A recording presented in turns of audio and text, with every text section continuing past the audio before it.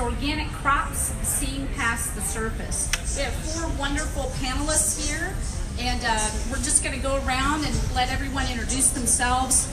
First, I'll tell you a little bit about myself. I am the former owner of Gecko Hardware, that's now Rooster Home and Hardware here in Dallas. My background is radio and television. I hosted a radio show for a long time for Mother Earth News magazine, and also hosted the energy show at WBAP and Ask Andrea. And you can find out more about me at askandrea.com for anyone that might have an interest in that. But I'm just going to let each one of our panelists introduce themselves and tell a little bit about how their business or enterprise is involved in the organic industry, and also how it is impacted by organic farming, because I think that's really the key issue. All right, we'll start with Horatio from Buddha Juice. Thank you, Andrea. I'm Horatio Lonsdale-Hans, co-founder of Buddha Juice. We have 50 stores between Dallas, Fort Worth, Houston, and Toronto, Canada. We are 100% certified organic, cold press, glass bottled, very committed to the organic movement for many reasons, which we'll come into in this session here. Next we have Nancy Addison, and she is a local person, but an international speaker and writer. I am a health expert, an environmental specialist, and also a raw food chef, and also a certified licensed wildlife rehabilitator. So I also am an expert in animal diets. And I write books on helping people heal their body through food and nutrition. And I really empower people and weave all kinds of environmental information through my books that is all about the environment and being organic and living a healthier lifestyle. Very good. Next we have Daniel Cunningham. He is from Texas A&M AgriLife Extension and is a water specialist, something that we all need to learn a lot more about. Yes, so I'm a horticulturalist that focuses on specifically urban water issues and how urban water touches, whether it's edible landscapes or vegetable gardening, teaching a lot of programming here around Dallas. I love anything having to do with food, but also native plants, rainwater harvesting, composting, foraging, just you name it, if it has to do with water. And now sometimes contributor for the Dallas Morning News. And last but not least, of course, I love your bright green shirt, Jim. We have Jim Gale with PermaCube. Thank you very much. Hi, folks. My name is Jim Gale, and my team and I have developed the most efficient and diversified, with an emphasis on diversified, food, water, and energy production system, at least that I'm aware of. Our goal is to help the family grow their own food and make it simple, and to reverse the 200-year-old trend of centralization. For years, I was helping out with building keyhole gardens, and your idea seems to me like the keyhole garden gone tech. I mean, that's very cool. Yep, tech and viral. We're going to change the world. Awesome. Well, that's what we're all hoping to do, is change the world and make it a lot more greener. I used to say a little more green, but now I think it's time to make it a lot more green.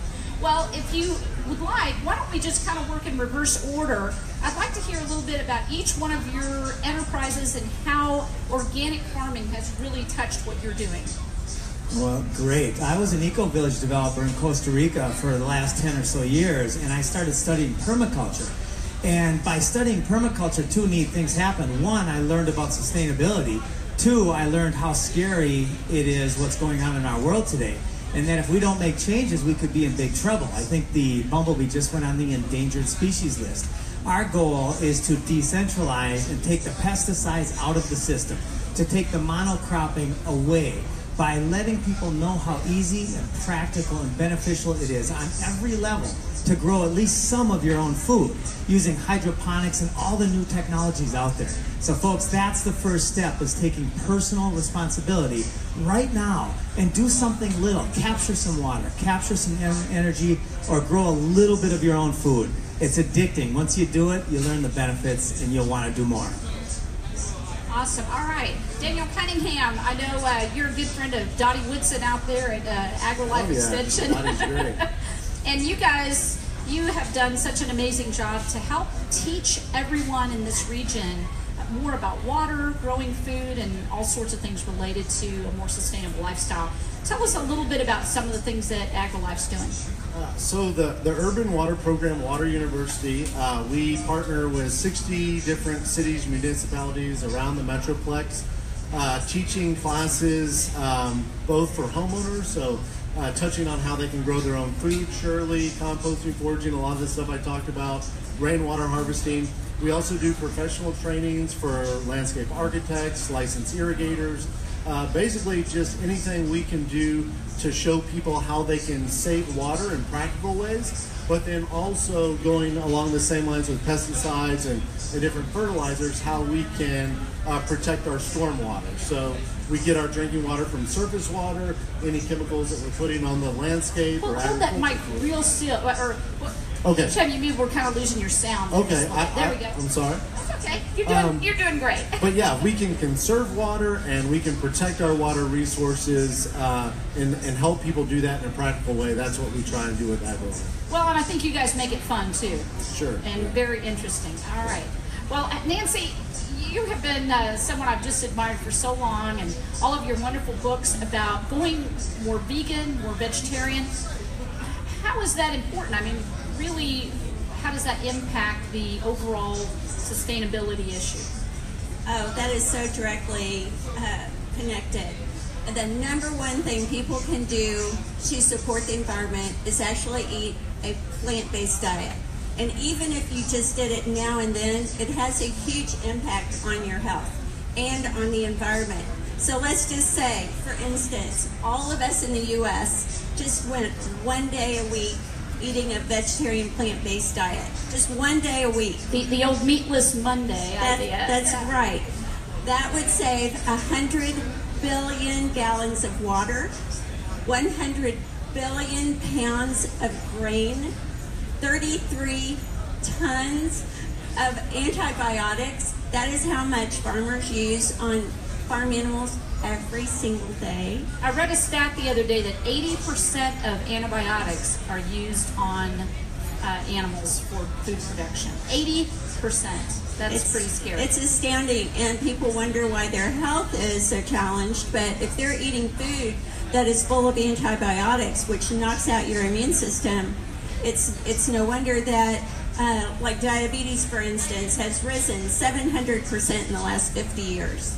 And I see a direct correlation with the way we grow our food and the nutrients in our food with people, and now half the people in the U.S. have chronic disease at this point. And Horatio, I want to talk to you a little bit about your amazing juice, because as you know, we used to sell it, full disclosure, we used to sell it in our store. It is not only delicious, but so healthy, so good for you. But you guys at Buddha Juice have taken it one step further, because you're all sustainable. Your bottles are glass, they're completely reusable or recyclable. I don't recycle them, I reuse them. They're a neat little bottle. So how did you guys get started, and why is your commitment to organics such a key part of your business model? Well, it's a bit about what Nancy and my fellow panelists said. It's all about the environment, and it does start with yourself, with a healthier diet. Get that mic right on you, because we're losing the sound there. I'm sorry. I'm so perfect. There you go. So, yes, it starts out with a healthier self. And as an example, if you have a nice 16-ounce bottle of juice, it's fresh, it's delicious, it's wonderful. Who drank that one? Well, I haven't quite finished. What if it wasn't organic? You then have 4.5 pounds of pesticides compressed into a juice. Now, who wants to drink that? It's all about education. If we educate everyone, then obviously they're not going to drink pesticides if they have the chance of speaking organic. Sure. And organic is really important also because it's good for the body, but it's also great for the environment. Because if you don't have organic crops and organic fertilizers, then you're poisoning the waters. And then that creates a huge problem. And organic, contrary to popular belief, actually uses less water, and the plants grow stronger, and they grow on the nature's way of growing. Now, 10 years ago, you probably couldn't have launched this business. Certainly 20, there would have been no way. Totally true. The world's changed. It's a great thing. And it's the middle generation, by the way, who's leading it. It's true. The old generation don't care. They They're talk caring about a it. little. Yeah, Not much, not much. It's really the middle generation because they're the leaders now in science. The generation is pushing science. All the big companies are catching up. They're trying PepsiCo, Monsanto. And by the way, did you know Monsanto? Has everyone heard of Monsanto here? We've heard of them. The Darth Vader, right? Okay, well they are being acquired by Bayer, which is the largest pharmaceutical company in the world. I mean, what kind of mixture is that going to be? Yeah, it's a crazy. disaster. Yeah. So, for you as a business, organics are absolutely a necessity. Yeah, we start with organic, great tasting juice. We put it in glass, which as everyone knows made of sand, not plastic.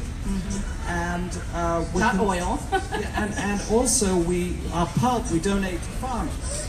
So we have a complete circle of organic all the way through. And I want to bring that up. So Bonton Farms, I believe, That's correct. Get your pulp and Yeah. they compost it then and Right. turn it back into more organic plants. Right. Wonderful. All right, well, let's move back to Nancy. So you and I met years ago at one of the backyard chicken tours. And at that time, we were almost the nuts, we were the crazy people who were trying to push these things that are now becoming so mainstream. How do you see it, as Horatio pointed out, how is the younger generation influencing that? Do you see like your kids' age, as they are coming up, are they really changing things? Oh, I think absolutely, and I think part of it is, my kids are 30 and 31. I'm now 62, so I learned 28 years ago that the large bumblebees were going extinct because of the GMO plants. They don't have any nectar in the flower, and so they were starving to death. And I think the children of our generation of people like us who raised them with organics, with the ethical viewpoint of preserving the earth and protecting our environment, have learned so much about that. And I think some of it is because their parents were getting chronically ill and people were starting to figure out that it's their diet that can really reverse disease. And so the children have been watching and learning as well. And they are really stepping up and making their voices be heard, and I think they're really changing things for the better. And I think, that's one of the reasons I wrote Raising Healthy Children, is because this is a very important thing, because these kids are now having children, and I have all kinds of environmental information woven through all of my books that are also cookbooks. So it's directly tied to each other. And then of course you see all these new vegetarian organic restaurants around. Oh, which is so exciting. And they were not around 20 years ago or even 5 or 10 years ago. And so it's really refreshing to see that. Well, it sure is. And by the way, I want to point out, if you're 62, that's what healthy living does for you. You look 42. Really incredible. All right. Well, let's go to Daniel. So you guys out there at AgriLife, and for those of you who have never been out to the AgriLife facility out on Coit Road, and is it in Richardson or still Dallas? It's Dallas, but Is it right on the Dallas? Richardson-Plano border where they all come together. Exactly, right there by 190. It is an amazing facility, and you have really put your money where your mouth is, or the water where your mouth is, I guess, because it has become its own demonstration facility. I know you've got huge rainwater collection tanks there, permeable pavers, and all of that. Again, do you see the interest level from the public rising as these young folks are coming up, they're getting their own homes and so forth? What kind of trends are you seeing out there? Yeah, without a doubt. One of the neat things about DFW is it's not only one of the fastest growing areas in the state, but also in the country. And so the need is there to put the focus on certainly water quality and water conservation, but now a growing number of people are starting to grow some of their own food. So the highest numbers we've seen in years, some estimates show up to 35% of people are growing at least some of their own food, which is really cool. So that's why we've started the edible landscaping classes, and we actually have an edible landscape demonstration where Not all, but most of the plants in this landscape have some type of nutritional value, whether as a spice or something that you can eat, which is really cool. We have vegetable gardening demonstrations, and then native and adapted plants, and everything there is irrigated or not irrigated, but when we do need supplemental irrigation, through our rainwater harvesting systems.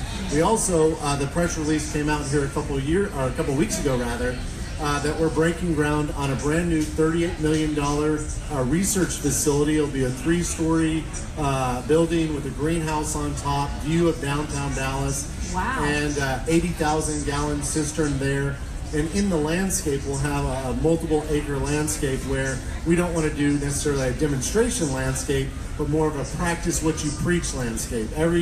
Based on the newest research we have, growing things the right way, using water responsibly, but then also composting, mulching, doing everything from a holistic standpoint that we know we should be doing it. Well, I am a big devotee of your classes and they have everything out there from, like you say, the composting, make your own rain barrels. That's one of the coolest Sure, things. and if you can't make it out to see us, we're on YouTube, and I don't know if you've seen my colleague Patrick's rain barrel video, which is on our YouTube channel now, has 3.5, almost 4 million views. So I believe we're trying to go viral too. And what is the what would we look for on YouTube? Just AgriLife? AgriLife Dallas. Okay, Yeah. very good. All right. Now, Jim, we were talking a little bit about this whole idea of backyard gardening. Yes. And as Daniel pointed out, it's not just becoming a trend. I mean, it's almost everybody. I can't even tell you how many people I've met in the last few years who have said this exact phrase over and over. This year I've got my first backyard garden. Wow. First time. And so it's wonderful to see, again, not just young folks, but seniors who in the 70s and 80s, gardens were not the in thing. Now all of a sudden they're doing the same thing that their grandparents did.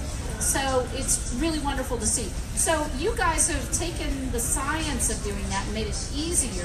Yeah. Talk a little bit about how important it is to keep it simple. I mean, we're busy these days. Well, okay, so there's several aspects to it. I think everybody wants to start with more of a simple process, and that's why hydroponics can be a great starter system for somebody, because you can put one in your driveway, on your deck, even inside your house. Like, I grew up in Minnesota where the tomatoes in January were like plastic. They were horrible.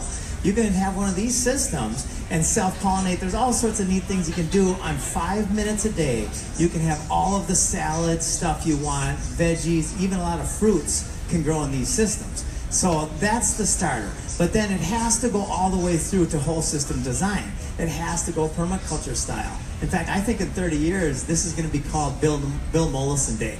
You know, he's the father of permaculture, right? It's Earth Day. That's one of my hopes, because permaculture is a great science that's proven that we can live sustainably very easily, and it's practical on every single level. Absolutely. Okay, so we've talked about all the happy stuff. Let's go now and address some of what you see as some of the roadblocks that not just the organic farmers are facing, but even us as individuals. What do you see as some things that are still needing work? Belief systems. We need to change the way people look at the idea of growing food. I've got a black thumb. I don't have the time. I don't have the money. I don't have the know-how. Or the those are all space. BS. They're Yeah. belief systems. Sure. None of those are true. And so by educating people and helping them realize that it's so easy. My wife, she loves this system in our driveway, because she goes outside and picks all these different types of lettuce and tomatoes and stuff right off the thing. In 5 minutes, it grows right there. You don't have to go to the grocery store. We grew $45 worth of cucumbers off of one grow site in 70 days. So these systems pay themselves off financially, health-wise. It's an amazing way to go. And because, like, anyway, you said that best.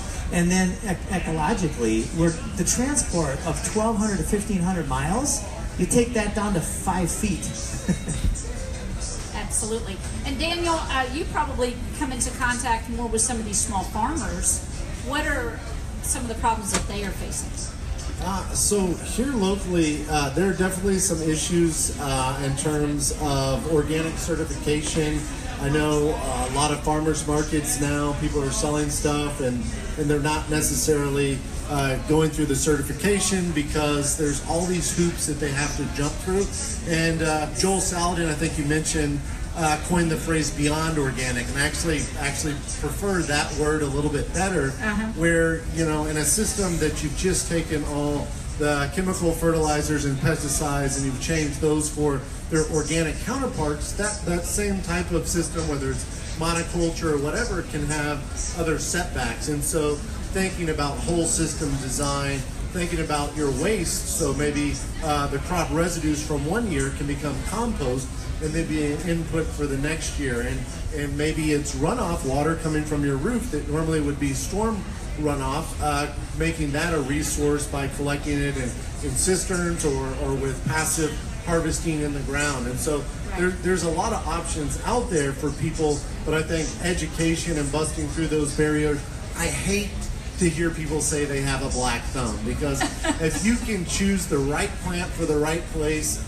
certainly you can grow at least some of your own food. And that's something I'm really passionate about, being evangelical with the message that you can definitely grow some of your own food and grow it in a way where the food is nutritious. You're not having to worry about what the chemicals are around there, whether it's exposed to your kids, your pets, or the people that are growing the food.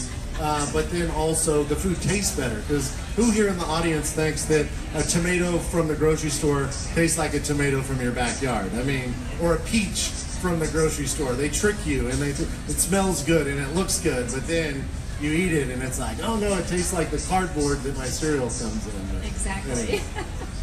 And Nancy, I want to address with you this issue of greenwashing, because Daniel touched on a little bit with the beyond organic, and I think a lot of the reason that Joel Salatin coined that phrase is because he was beginning to see a lot of the large food producers calling products and different crops organic, and they're really not. So if you'd address for us just a moment how you've seen kind of sneaky ways that some of these large producers are trying to get food in and call it under the organic label. Oh, absolutely. And I put it in my books and in my radio show, Organic Healthy Lifestyle, which is on iHeartRadio, and also in my YouTube videos. But I talk about all the various things you need to look at on the package, because advertising can be so misleading. And I know you've gone to the grocery store and seen seedless watermelons that are organic or certified organic.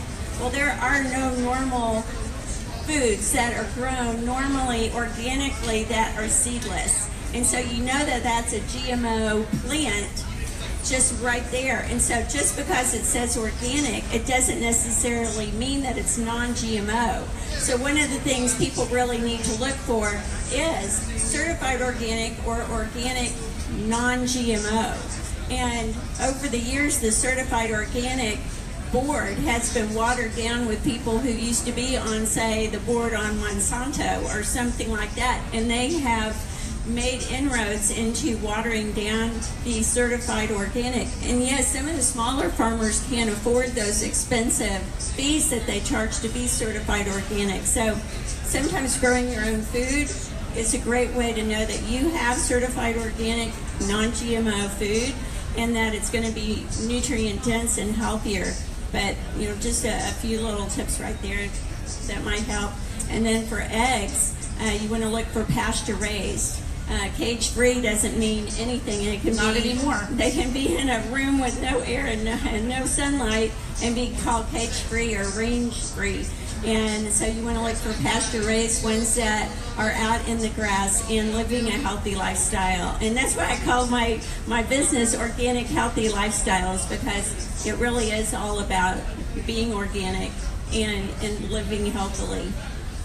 So. Know your farmer, I guess, is really the key. All right, Horatio, so you're a businessman, and your product, again, is Buddha juice that is based really 100% on the viability of organic farmers. So let's talk a little bit about really how those farmers and their success has not just influenced you, but is really creating trends in the industry. I know I had a question here that I would like to direct to you, but it really has a broader sense, in that you guys are trying to change the world. Are you also trying to change the face of business? Would you love to see thousands of Buddha juices, products that are all organic? And how are we going to be able to do that with the organic farming industry in the state that it is right now? Well, it's all about education, really. If we can educate consumers that go to Whole Foods, all these markets, and actually buy certified organic versus conventional, that is a huge step forward. You talk about GMOs, I don't think most people know what GMO is. They think GMO is kind of breeding, the Japanese orange with the Valencia orange and having a Sumo orange, which you buy at Whole Foods. That's not GMO. GMO is when you take a little seed and you inject it with a pesticide, and then it grows and poisons the earth, poisons the water, and of course it's so resistant that anything touching it will die. And then you give that to your children. And everyone's saying, oh, so what? It's GMO, who cares? It tastes great. But that's poison. We're feeding all our children. Which we all have inside of us. And that's the problem. The processing of food is poisoning. There's high autism, there's ADD, there's all these amazing things coming now, which never existed on a big scale until all these things were taking place. So growing your own food and having your water, having organic, writing books, talking about it is the way to get it out there. But it's absolutely a disaster what's going on right now, because you have all these professors from Harvard and Stanford and saying there's no difference between conventional and organic. Basically, organic is the Whole Foods way of charging more for an apple or a banana. I mean, and you look who's backing and funding these professors, and it's Monsanto. Right, exactly. Or Pepsi, or all these companies out there. Yeah. And we see Monsanto funding so many colleges and universities, and that's very disturbing. It's a very disturbing trend. Because the farmers can't afford to do anything about it. So, but what's going to happen, I think the certified of the farmers, I think it's very important, certified organic, because otherwise organic means nothing, because, everyone can be organic, right? I think you need the 3 years of getting the chemicals out of the soil and making it really rich soil again, instead of barren soil that has to have pesticides and all these things in it to make things grow artificially. I think that's very important. And again, kind of back to the question also, would you like to see more and more companies doing the same thing that you guys are doing? And I don't mean in making juices, but I mean in choosing a more sustainable business model from start to finish. It's essential, otherwise, 20, 30, 40 years from now, what's this planet? It's going to look like, everyone's seen WALL-E, the movie? That's what we're heading for. It's going to be horrible. Okay. Nancy, let's go back to you one more time. Or maybe even a couple more times. All right. Well, and I just want to add that the certified organic is still at least being looked at, whereas the non-certified organic isn't really even having any kind of regulation at all. Sure. So, if you're going to do anything, I mean, that really is at least something that's being watched at all. And so it is, it is viable. So. The certified organic, the issue behind it for a lot of small farmers is it can be pricey. But I think that it's worth the price. They've got to be able to step up and do it, and maybe there are grants available or whatever that can help some of the small farmers. But it is key to have that certification, because then they've been vetted, and not only do their consumers know, but potential manufacturers and so forth also would know that they can buy from that farmer safely. But let's talk a little bit. I want to go back actually to something that you mentioned earlier about grass-fed versus free-range. So what are the differences between that, not just for chickens and eggs and so forth, but also for livestock? Oh, it is huge. And being a certified licensed wildlife rehabilitator and someone who really does know animal diets, animals need that fresh air. They need the sunshine, and they need to eat normal, natural food that they would normally eat. And in fact, we were talking about antibiotics, but one of the major purchasers of antacids is farmers. because they raise these animals on like GMO corn or different grains that really give them indigestion and cause all kinds of health problems. But also raising them in these cruel conditions that they raise them in, it quite literally changes the physiology of that animal's body. And it changes the way that food that you eat affects your body. And well, so cows are not meant to really eat a lot of grain anyway. I mean, not No. corn, certainly. They're grass eaters. No, they're not. And the corn is a huge problem because the GMO corn, and most of the corn on the market today is GMO corn, and it has a Bt toxin built right into it. Right. And that Bt toxin is very, very hard on, well, let's just say, for instance, the corn plant has a monarch butterfly caterpillar crawling on it, and it eats that corn. Well, that Bt toxin is meant to eat holes in the stomach of those insects. And what the studies have found now is that it's not just eating holes in the stomachs of the insects, it's eating holes in the stomachs of the people eating that corn. And even if you're eating non-GMO certified organic corn, but you're eating animals that have been fed that corn, then you're getting it that way. And so it's one of the reasons there's so much leaky gut today. There's so many people with celiac problems and digestional problems. And it can actually get down into your gut and start creating its own pesticide. And I think it is one of the big problems with the whole country today is they say that 90 to 95% of the food on the market today is GMO food in the U.S. And so I think, we really do need to demand labeling, and I know, that is just critical. Definitely. Well, Daniel, I want to talk to you a little bit about the future of organic farming. So again, in coming into contact with a lot of the small farmers that you do, what are some of the positive things that we're seeing now as far as some of the new technologies coming in and so forth?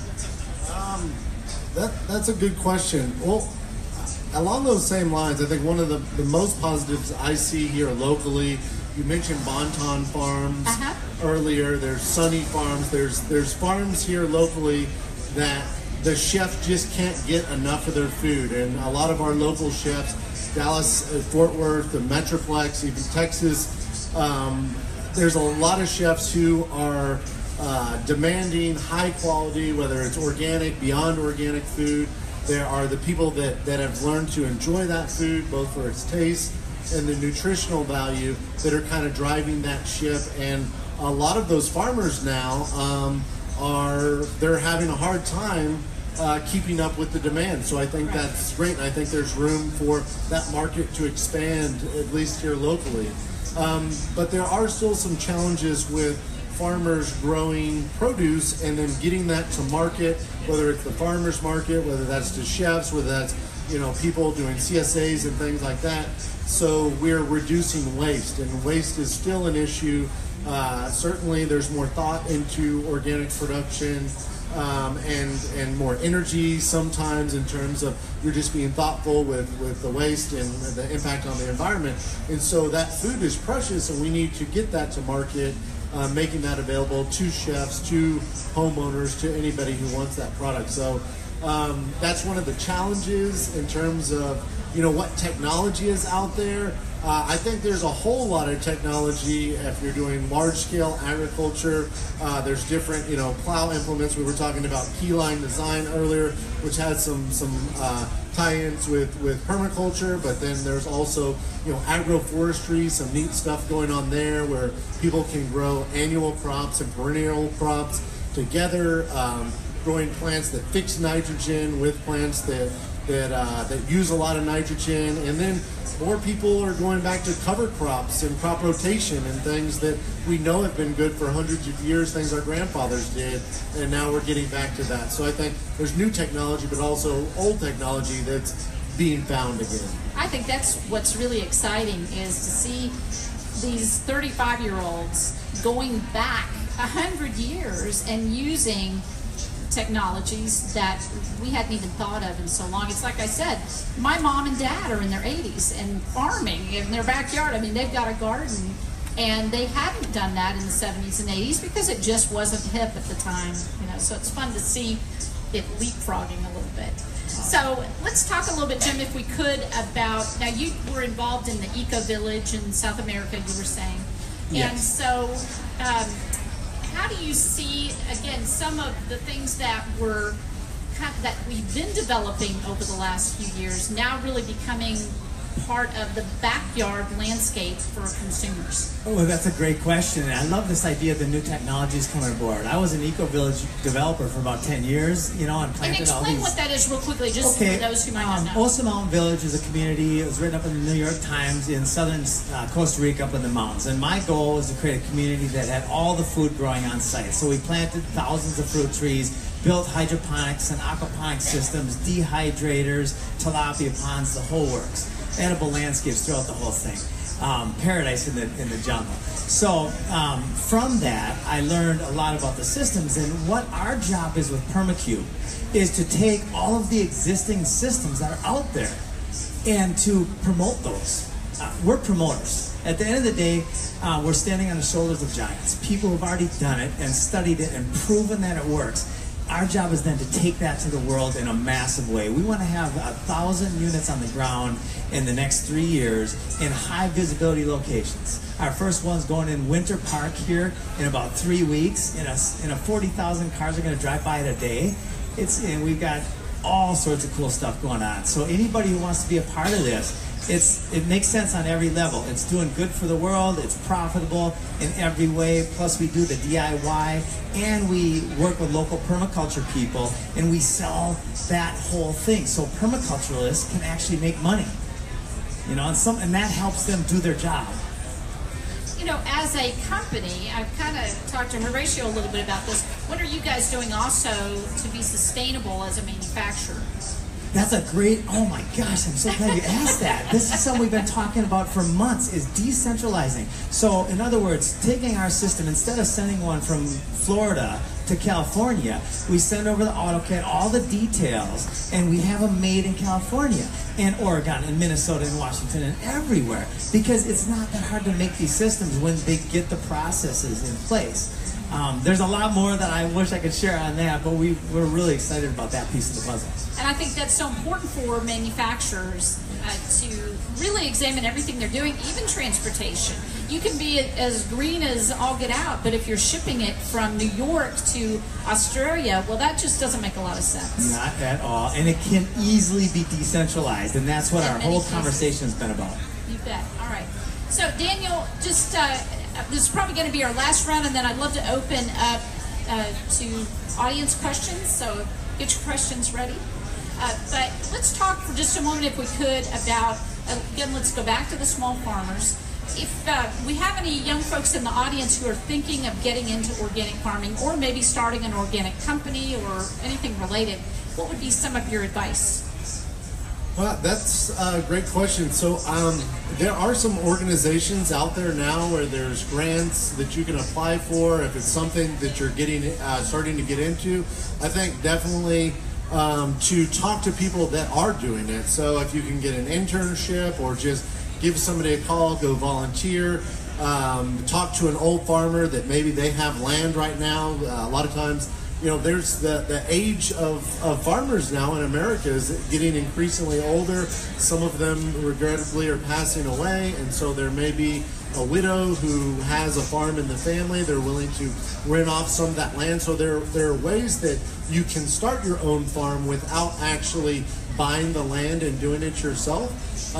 But I think those are some ways to get started, is to find money. If you can't find the money to buy your own land, then to rent that land and create agreements with people that are trying to get out of farming, or people that have extra land that they're not doing anything with. I hate to keep bringing Joel Salatin into it. We should have just invited him, I guess. Hey, he's one of my heroes. He is a great fellow. Well, one of his big things is go to existing farmers and tell them, look, we don't want your land to be broken up for a housing development. We'll keep it as a farm. Sell it to us cheap. And he has told me there have been tons of success stories around the country. Sometimes the farmers will give you the land. So any budding farmers out there, just do your legwork. I think you'll be surprised what you find. These families do not want their land to go into developments. They would rather keep it as a farm. And the only other thing I wanted to add is just, and I know sometimes it seems like this insurmountable hill to switch what you're doing and to tackle something else, but I think just do it and go for it and learn from your mistakes. And that's what I did. I think people on this panel have a similar story. And when you're young, it's easy to pick up if you make a mistake and just learn from those mistakes and just try it. If your passion is to be a farmer, then go ahead and do it.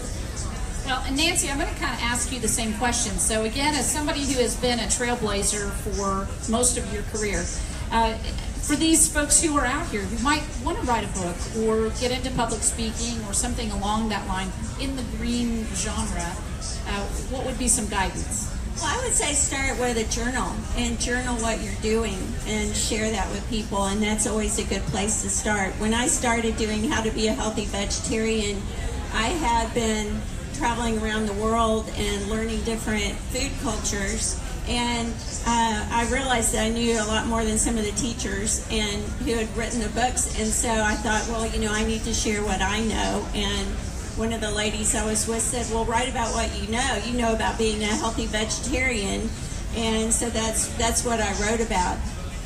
And so I think, sharing your passion and the knowledge that you have, and everyone has a story and the knowledge of something they're passionate about. And whenever you share that with people, it will touch the people that need to hear your story, and that's so important. And I just wanted to touch just really quickly on something is when you purchase something, your dollar is very important, and that's like voting. And when you're buying certified organic or heirloom things from a farmer, you're supporting that farmer. And that's important because the government has used our tax dollars to support the GMOs, and that's why they're so cheap, and that's why it's used as cheap filler. But I am now seeing new grants coming up for organics, and so I'm hoping that the prices will come down for that. And they are. And they definitely are. Okay, Horatio.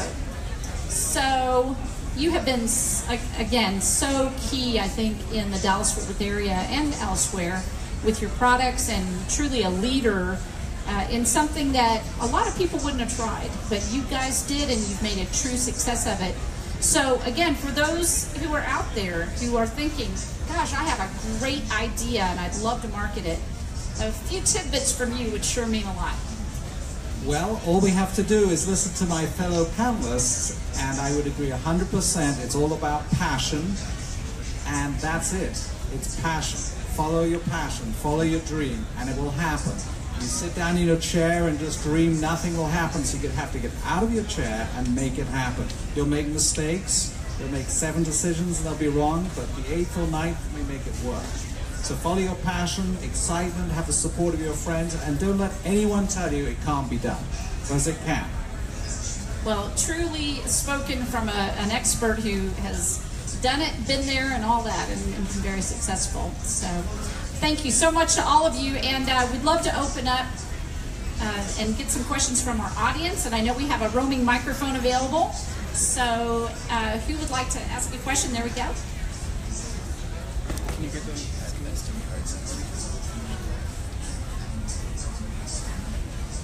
I want to thank everybody for giving some great information. And my community, I feel, really needs a lot of help.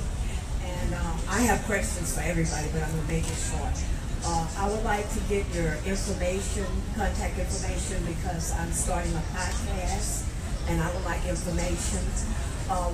One of the things, as a senior, and I have an apartment I live in, but I don't have a clue to how to start a garden.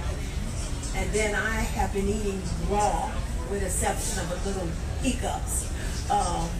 And I need more information about eating raw, because hypertension is in my family. I don't think that you need to have hypertension just because it's in your family. But I can go on and on. The point is, I want to be healthy. So, I don't know what else to say. I just need everybody's information because I need help. Well, I'm sure we can all give you our information as soon as the panel discussion's over. Yeah, we'd love it when we're done. Maybe we'll stay for a few minutes, and anyone who'd like to come up and get a business card or whatever, you'd be welcome to do that. Thank you very much. All right. Any other questions? Okay, we've got one over here.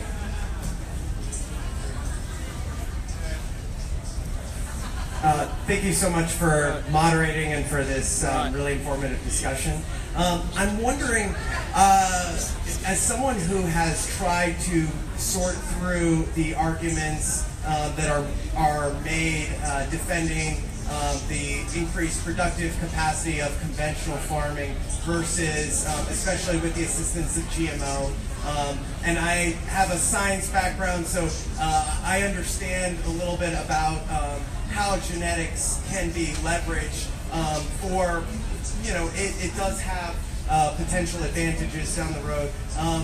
But as y'all have argued, maybe some of the information defending organic farming isn't as well publicized, or financial interests aren't well enough aligned to make the case as loudly as the more conventional modes are making. I was just wondering if y'all could provide some resources or some ideas of how we can go about learning more and also sharing that information more widely. I think I'm going to ask Daniel to address that, maybe. Sure, that's a great question. There are some resources out there, and as a scientist who has degrees in science, I want to look at peer-reviewed, refereed journals. Anything we do at AgriLife, I got to have the science behind it before I'm giving the information to the public. And so I'm actually with AgriLife Research. We do a lot of research on different things. There's some great research based on extension publications out of Washington and Oregon that go through and they'll make claims about organic agriculture, and then they'll cite those. And so there's some good publications there. I can give you my email address and email you some if there's specific topics that you'd be interested in, or you can hit me up at social media at TXPlantGuy.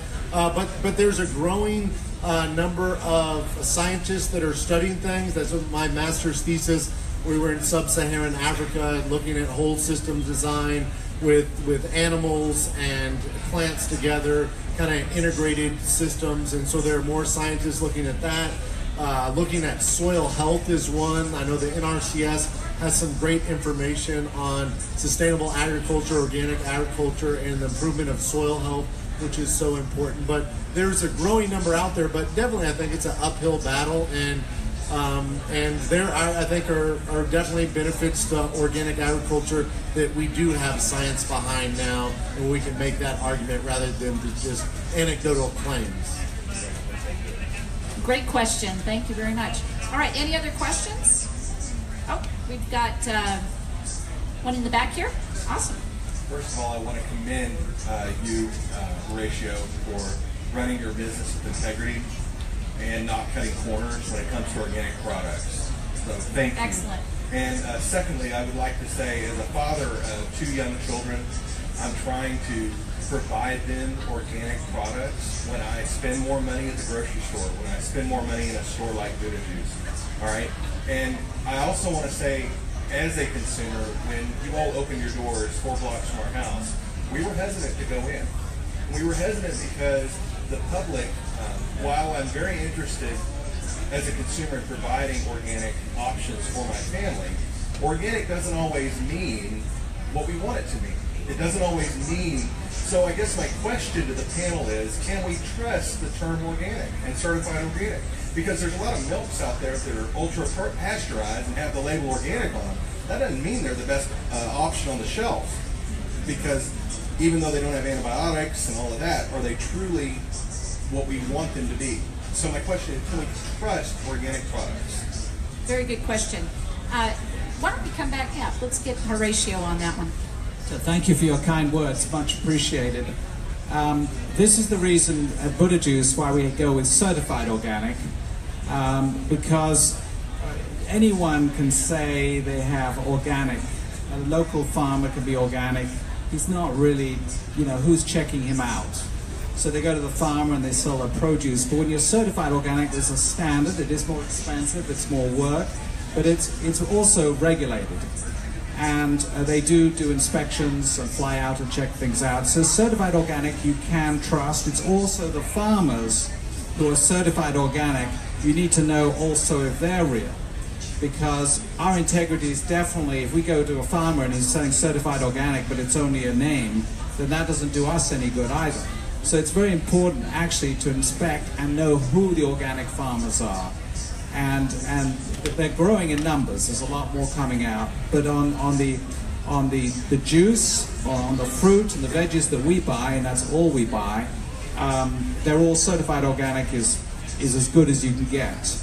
With other products on the market, like the meats and the eggs, I'm not so familiar with those. I know Nancy is, so she can answer. Well, I've been a vegetarian 28 years, but I do have a lot of clients that I work with who are not vegetarian and do ask me about meats and things like that. And you can find local farmers, but I have to admit, even here in the Dallas area, when I meet a local farmer at the farmer's market, I usually go check out his farm. And I want to see if there are worm castings on the ground. And there are certain things like where do they bathe the animals, and do the animals drink out of the water they're being bathed in, and things like that. And I really do recommend going to the farmer's market and meeting your farmer and possibly going and checking out their farm personally, because there are people who do say things that really aren't true. And then just going back to your question on why organic would be better than non-organic, is that when you put chemical fertilizers and pesticides on a plant or on the soil, you're destroying important nutrients in that soil that are vital for our health and well-being. And I really believe that most of the chronic disease in the country today is a result of a nutrient and mineral deficiency that is really caused by eating foods that are lacking in those minerals and nutrients because of these chemical fertilizers and pesticides. But the truth is, you have to do your homework, because hemlock is organic. So you've got to understand what you're looking at, what you're talking about. So it's really a matter of doing your homework, doing your research. But I think we're just about out of time, but I want to thank again all of our panelists.